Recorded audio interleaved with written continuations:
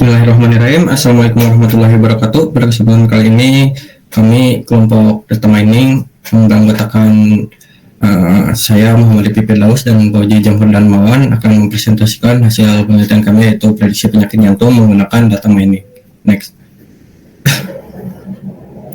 Adapun beberapa poin yang akan dibahas pada kesempatan kali ini, diantaranya ada pendahuluan, terus ada data understanding, business understanding, metodologi, hasil penelitian, dan kesimpulan. Next. Selanjutnya ada pendahuluan. Pendahuluan ini berisi latar belakang, tujuan, dan manfaat. Jadi untuk latar belakangnya sendiri, penyakit jantung adalah salah satu penyebab kematian utama di dunia. Deteksi dini sangat penting untuk mengurangi risiko kematian dan meningkatkan kualitas hidup pasien.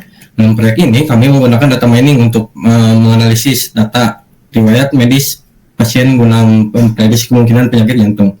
Nah, tujuan kami ini adalah membangun model prediksi yang akurat dan mengidentifikasi faktor risiko utama. Dan untuk manfaatnya, di sini kami memiliki beberapa manfaat, diantaranya dalam membantu dokter dalam mengambil keputusan dan meningkatkan kualitas hidup dari pasien. Next. Selanjutnya ada yang kedua, ada business understanding. Business understanding di sini terdapat beberapa poin, yaitu latar belakang studi kasus, tujuan, indikator keberhasilan, dan tantangan. Nah, jadi latar belakang dari studi kasus ini, penyakit jantung membutuhkan perhatian serius karena dampaknya yang besar terhadap kesehatan masyarakat. Nah, dengan menganalisis data riwayat medis, kami dapat mengidentifikasi pola dan faktor resiko yang berkontribusi terhadap penyakit jantung. Nah, tujuan proyek ini adalah membangun model prediksi penyakit jantung berdasarkan data pasien. Nah, indikator keberhasilan sendiri kami adalah mencapai akurasi model di atas 85% dan OC di atas 0,9 gitu. Untuk tantangan yang kami hadapi dalam penelitian ini adalah termasuk adalah ketersediaan data, kualitas data, dan privasi data dari medis.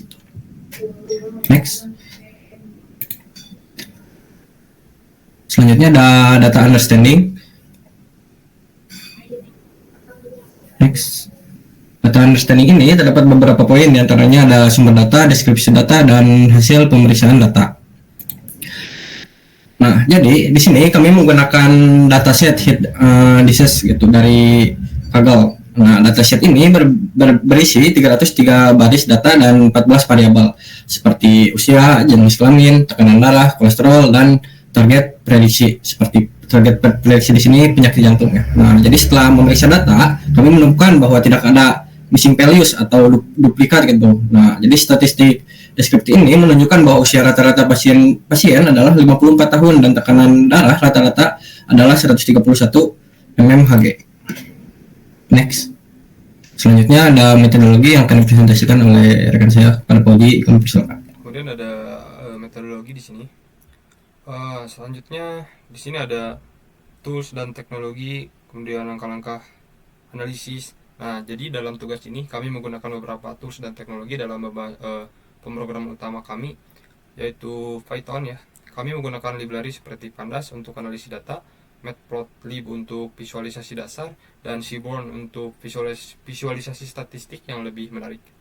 Kami juga menggunakan Visual Studio Code ya sebagai IDE untuk menulis dan menjalankan kode.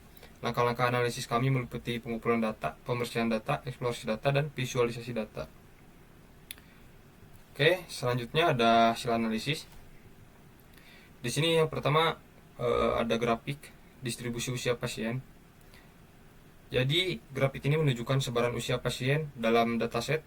Dari grafik ini kita bisa melihat bahwa usia rata-rata pasien adalah sekitar 54 tahun, dengan sebagian besar pasien berada di rentang usia 50 hingga 60 tahun.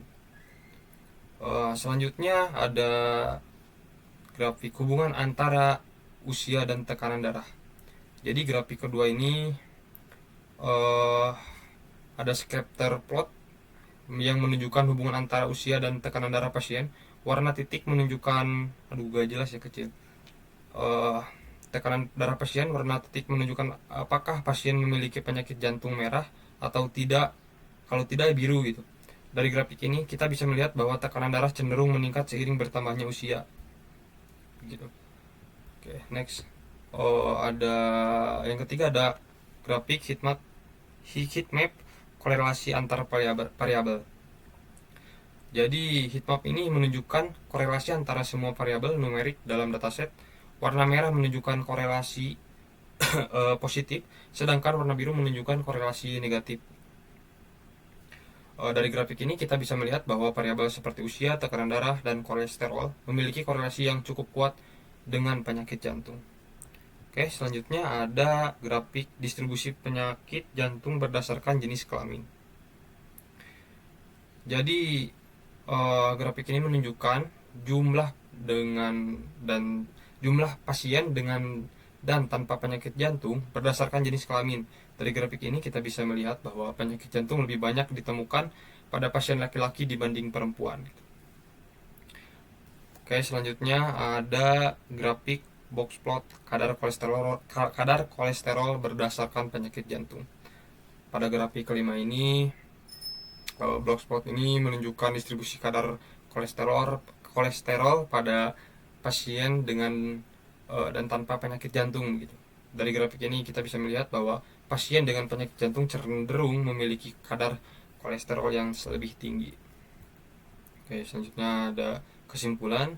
Di sini kesimpulan dari tugas ini adalah faktor seperti usia, tekanan darah, dan kolesterol berkorelasi kuat ya, dengan risiko penyakit jantung. Jadi model prediksi dapat dikembangkan dengan akurasi yang lebih tinggi gitu menggunakan data ini. Untuk proyek selanjutnya kami merekomendasikan ya, jadi penggunaan algoritma menggunakan machine learning untuk membangun model prediksi dan menganalisis lebih banyak data untuk meningkatkan akurasi model seperti itu. Oke, selanjutnya saya kembalikan ke moderator. Baik, terima kasih. Sekian presentasi yang dapat kami sampaikan. Mohon maaf bila dapat kesalahan. Assalamualaikum warahmatullahi wabarakatuh.